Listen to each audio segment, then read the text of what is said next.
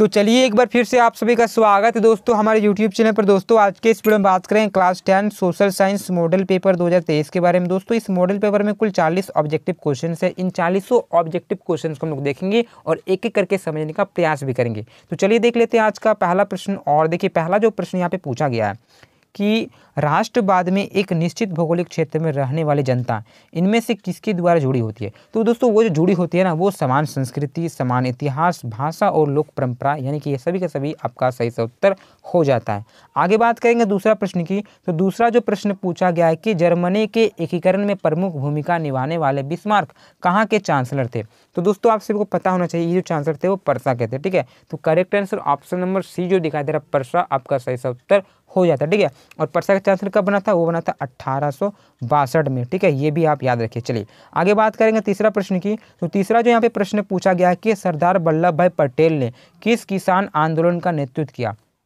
तो आप सभी को पता ही है, जो सरदार वल्लभ भाई पटेल जो नेतृत्व किए थे वो किए थे बारदोली सत्याग्रह, यानी कि करेक्ट आंसर ऑप्शन नंबर जो 2 दिखाई दे रहा है बारदोली आपका सही से उत्तर हो जाता है। ठीक है, और कब किए थे, 1928 में किए थे। ठीक है, गुजरात आपका क्षेत्र पड़ता है। चलिए और आगे बात करेंगे चौथा प्रश्न की। तो चौथा जो प्रश्न पूछा गया कि साइमन कमीशन भारत क्यों आया था। तो उसका करेक्ट आंसर ऑप्शन नंबर जो 1 दिखाई दे रहा है आप सभी को, भारत में संवैधानिक व्यवस्था की कार्यशैली का अध्ययन करने के लिए। ठीक है, तो चलिए आगे बात करेंगे पांचवा प्रश्न की। तो पांचवा जो यहाँ पे प्रश्न पूछा गया कि प्राचीन काल में किस स्थल, ठीक है, मार्ग से एशिया और यूरोप का व्यापार होता था।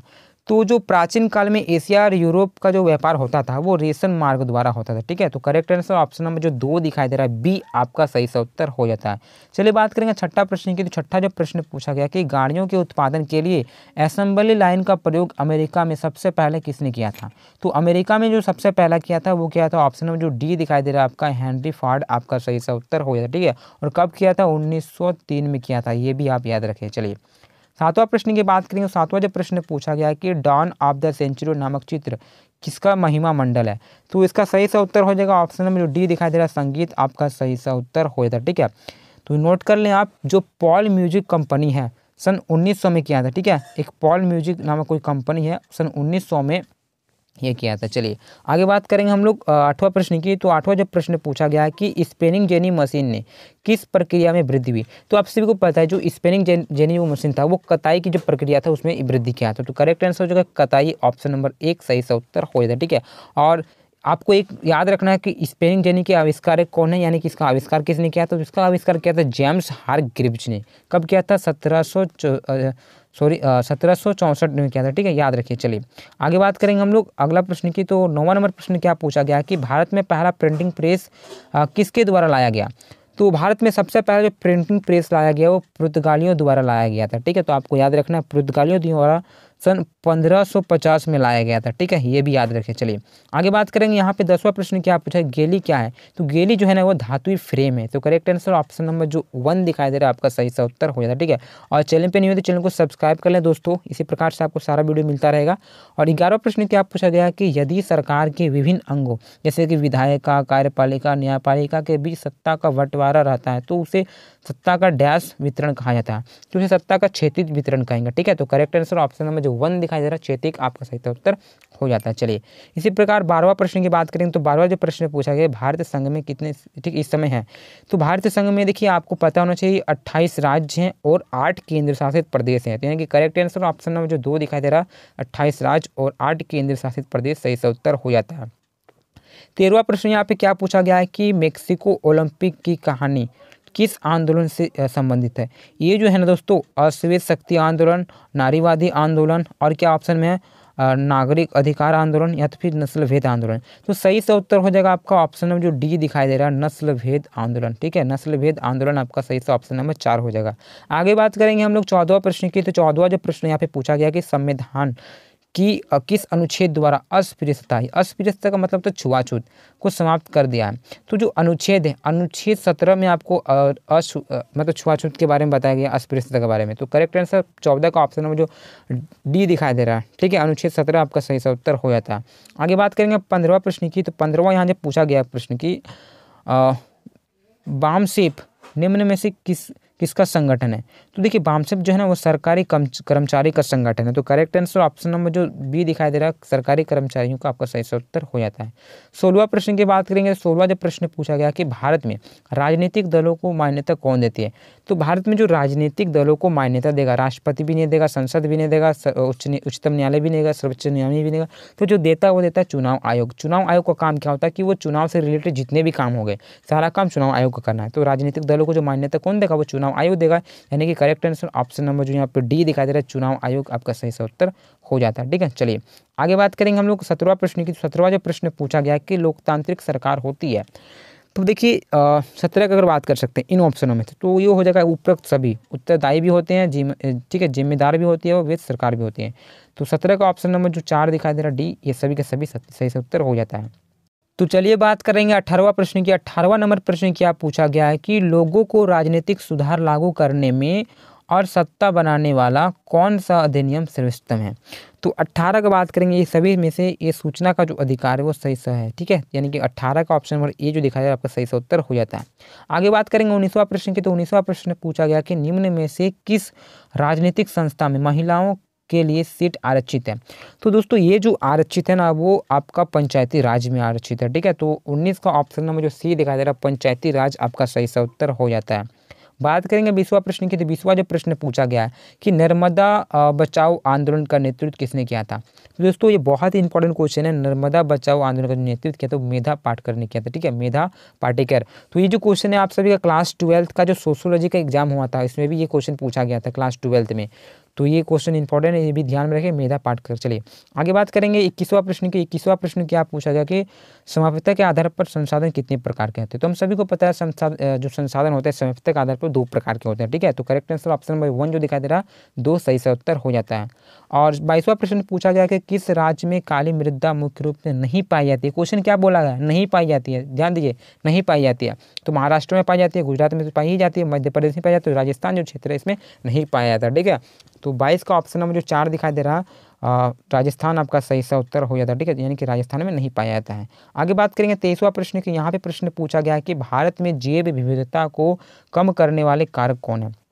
तो 23 का इन ऑप्शनों में अगर बात कर सकते हैं तो ऑप्शन नंबर जो डी दिखाई दे रहा है यानी कि वन्य जीव के आवास का विनाश, वन्य जीव के उसको मारना, उसको शिकार करना, वो पर्यावरण प्रदूषण। ठीक है, ये सारे के सारे हो जाएंगे, यानी कि ऑप्शन नंबर जो 4 दिखाई दे रहा है उपयुक्त सभी सही से उत्तर हो जाता है।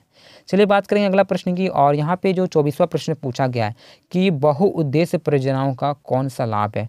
देखिए बहुउद्देश्य परियोजनाओं, तो बहुत से मतलब तो बहुत सारे उद्देश्य। ठीक है, तो उसका सही से उत्तर हो जाएगा बाढ़ पर नियंत्रण, सिंचाई सुविधा, जल विद्युत का उत्पादन, यानी कि सभी के सभी आपका सही से उत्तर हो जाता है। ठीक है, बहुउद्देश्य यानी बहुत सारे उद्देश्य, तो ये आपका सही से उत्तर ऑप्शन नंबर डी हो जाता है। ठीक है, बाढ़ का नियंत्रण भी हो जाएगा, सिंचाई भी हो जाएगा और जल विद्युत का भी हो जाएगा। तो 24 का ऑप्शन नंबर डी। बात करेंगे 25वां प्रश्न की। और यहाँ पे प्रश्न पूछा गया है कि चाय, कॉफ़ी, रबड़, गन्ना, केला जो है कैसा, ये जो आदि जो है किस तरह का फसलें हैं? तो ये जो है ना रोपण फसल है, जैसे कि चाय, कॉफ़ी, गन्ना, ये सारे के सारे रोपण फसल है, यानी कि ऑप्शन नंबर जो सी दिखाई दे रहा है रोपण आपका सही से उत्तर हो जाता है। आगे बात करेंगे 26वां प्रश्न की। तो यहाँ पे देख सकते हो क्या प्रश्न पूछा गया है कि भारत में धान की खेती मुख्य रूप से किस फसल की ऋतु है? तो वो जो है वो आपका खरीफ हो जाएगा। ठीक है, तो करेक्ट आंसर आपका ऑप्शन नंबर 1 हो जाएगा। चलिए आगे बात करेंगे अगला प्रश्न की। तो यहाँ पे देख सकते हो 27वां प्रश्न क्या पूछा गया है कि निम्नलिखित, ठीक है, कोयले की खानों में से झारखंड राज्य में है। देखिए झारखंड राज्य में कौन सा आता है? तलचट नहीं है, बोकारो नहीं है, ये सिंगरौली नहीं है, राजगंज नहीं है। देखिए करेक्ट आंसर हो जाएगा बोकारो। जो झारखंड में है ना वो बोकारो आपका एरिया पड़ता है। ठीक है, धनबाद के बगल में ही है बोकारो, तो झारखंड के अंतर्गत आपका बोकारो पड़ता है। रानीगंज तो आपका वो पश्चिम बंगाल तरफ पड़ गया। चलिए याद रखिएगा, सिंगरौली वो तो उधर हो गया। तो 27 का ऑप्शन नंबर जो 2 दिखाई देता है बोकारो आपका सही सा उत्तर हो जाएगा। ठीक है, झारखंड राज्य में ही पड़ता है, झारखंड राज्य का एक जिला है। आगे याद रखिए 28वां नंबर प्रश्न क्या पूछा जा रहा है कि निम्नलिखित में से, ठीक है, कौन सा आधारभूत उद्योग है? आधारभूत यानी कि क्या होता है कि किसी के आधार होना, यानी कि अगर वो किसी के आधार पर वो चलता है, जैसे कि आप इस एग्जाम्पल ले सकते लो इस्पात उद्योग। ठीक है, तो आधारभूत उद्योग का जो उदाहरण है वो आपका लो इस्पात उद्योग हो जाएगा। Correct answer option number B सही से उत्तर हो जाता है। चलिए 28 का बी। 29वां प्रश्न की देखेंगे। तो यहाँ पे प्रश्न पूछा गया कारखानों द्वारा निष्कासित 1 लीटर अपशिष्ट से लगभग कितना गुना जल दूषित होता है? तो वो 8 गुना होता है। तो करेक्ट आंसर आपका ऑप्शन नंबर सी दिखाई दे रहा है, 8 गुना आपका सही सा उत्तर हो जाता है। तीसरा प्रश्न की बात करेंगे। तीसरा प्रश्न पूछा गया कि निम्नलिखित में से सड़क परिवहन के बारे में कौन सा कथन असत्य है, यानी कि गलत है? तो देखते हैं क्या क्या है। सड़क घर घर सेवा उपलब्ध कराती है, हाँ घर घर तो उपलब्ध कराती है, ठीक है। और यहाँ पे क्या बोला गया, ऊबड़ खाबड़ भूमि पर भी बनाई यस ऊबड़ खाबड़ भूमि पर भी बनाई जा सकती है। सड़क परिवहन अन्य परिवहन के साधनों के लिए कड़ी का कार्य करता है, यस ये भी सही है। ऑप्शन नंबर जो 4 दिखाई दे रहा है, रेल की अपेक्षा लागत बहुत कम होती है। देखिए रेल में अधिक खर्चा होता है, क्यों? क्योंकि उसका पटरी वटरी बिछाना पड़ता है और सभी जगह संभव नहीं है। जो सड़क है आपका घर घर तक पहुँचाता है आप, ठीक है। तो करेक्ट आंसर आपका हो जाएगा ना ऑप्शन नंबर 4, ये आपका असत्य है, ठीक है। रेल में ज़्यादा खर्चा पड़ता है, तो 30 का ऑप्शन नंबर 4 सही से उत्तर हो जाएगा। तो चलिए बात करेंगे 31वां प्रश्न की। यहाँ पे प्रश्न पूछा गया है कि मानव विकास रिपोर्ट देश की तुलना किस आधार पर करती है? तो वो जो करती है वो स्वास्थ्य, शिक्षा, प्रति व्यक्ति आय, यानी कि ये सभी के सभी आपका सही सा उत्तर हो जाता है, ठीक है। तो 31 का ऑप्शन नंबर जो 4 दिखाई दे रहा है, उपयुक्त सभी आपका सही सा उत्तर हो जाता है। और दोस्तों जितने भी बच्चे चैनल पर नहीं, चैनल को सब्सक्राइब कर रहे हैं, इसी प्रकार से आपको वीडियो मिलता रहेगा, ठीक है। जब तक आपका एग्जाम समाप्त नहीं होगा सारा अपडेट भी मिलेगा और सारा मॉडल पेपर का सोल्यूशन भी करवाया जाएगा, और पिछले साल का भी हम लोग करवाने वाले हैं। चलिए 32वां प्रश्न देखेंगे। यहाँ पे प्रश्न पूछा गया कि इनमें से कौन भावी पीढ़ी की कल्याण को परिभाषित करती है? तो भावी पीढ़ी को जो परिभाषित करती है वो करती है धारण विकास, यानी कि ऑप्शन नंबर जो सी दिखाई दे रहा है आपका सही सा उत्तर हो जाता है, ठीक है। 32 का ऑप्शन नंबर सी। 33वां प्रश्न पूछा गया कि सलमा एक सरकारी अस्पताल में नर्स का कार्य करता है। सरकारी अस्पताल में नर्स का काम करता है। सलमा किस क्षेत्र की गतिविधि से संलग्न है? क्योंकि वो जो है ना वो संगठित है, ठीक है। ये सरकार से जुड़ा हुआ यानी कि आपका संगठित हो जाएगा। तो correct answer option number D दिखाई दे रहा है आपका सही सा उत्तर हो जाएगा, ठीक है। प्राथमिक द्वितीय तो होगा नहीं, तृतीय अगर आता तो होता कि और अस्पताल में काम करे तो तृतीय को वो सेवा वाला काम हो रहा है, तृतीय है नहीं, तो यहाँ पे सरकारी है, ठीक है। तो ऑप्शन नंबर जो डी दिखाई दे रहा है संगठित क्षेत्र आपका सही सा उत्तर हो जाता है। संगठित और असंगठित क्षेत्र के बारे में आप लोग जान लें अच्छे से, ठीक है, क्योंकि वो आना ही है। 34वां प्रश्न देखेंगे। तो यहाँ पे प्रश्न पूछा कि सेवा क्षेत्र में इनमें से किस तरह की गतिविधियां शामिल है? तो देखिए सेवा क्षेत्र जो तृतीय क्षेत्र आते हैं, जैसे कि आपका परिवहन, जो आप एक स्थान से दूसरे स्थान सेवा कर रहे हैं, संचार हो गया, बैंकिंग हो गया, यानी कि आपका ऑप्शन नंबर जो सी दिखाई दे रहा आपका सही सा उत्तर हो जाता है, ठीक है। चलिए आगे बात करेंगे। अगला प्रश्न के 35वां प्रश्न पूछा गया कि निम्न में से कौन वस्तु विनिमय का उदाहरण? वस्तु विनिमय प्रणाली, यानी कि एक वस्तु के बदले दूसरी वस्तु देना, उसमें मुद्रा का प्रयोग नहीं होता है, ठीक है, याद रखिएगा। तो उसका करेक्ट आंसर होगा ऑप्शन नंबर जो 1 जो दिखाई दे रहा है, एक गाय के बदले 5 बकरी देना। यानी कि देखिए उस समय क्या होता था कि जब पैसा या मुद्रा वगैरह नहीं था तो वस्तु के बदले वस्तु देते थे हम लोग, तो इसी ही हम लोग बोलते हैं वस्तु विनिमय प्रणाली। तो करेक्ट आंसर हो जाएगा ऑप्शन नंबर ए, ठीक है। एक गाय के बदले 5 बकरी का सौदा करना ही सही सा उत्तर हो जाता है। 36वां प्रश्न की बात करेंगे। 36वां प्रश्न क्या पूछा गया है कि व्यापारिक बैंक के कार्य हैं। तो व्यापारिक बैंक के जो कार्य हैं वो शाखा निर्माण करना, ऋण देना, जमा स्वीकार करना, ये सभी के सभी आपका सही सा उत्तर हो जाता है, ठीक है। तो 36 का ऑप्शन नंबर 4 जो दिखाई दे रहा है सही सा उत्तर हो जाता है। आगे बात करेंगे 37वां प्रश्न की। 37वां प्रश्न क्या पूछा गया कि बहुराष्ट्र कंपनियों का डैश देशों में उत्पादन पर नियंत्रण होता है? तो बहुराष्ट्र यानी कि बहुत सारे राष्ट्र कंपनी है ना, तो इसका जो होता है ना वो एक से अधिक राष्ट्रों पर नियंत्रण होता है, ठीक है। तो करेक्ट आंसर हो जाएगा एक से अधिक देशों में ये अपना कंपनी चलाती है, तो सही सा उत्तर हो जाएगा ऑप्शन नंबर सी, एक से अधिक, ठीक है। चलिए आगे बात करेंगे 38वां प्रश्न की।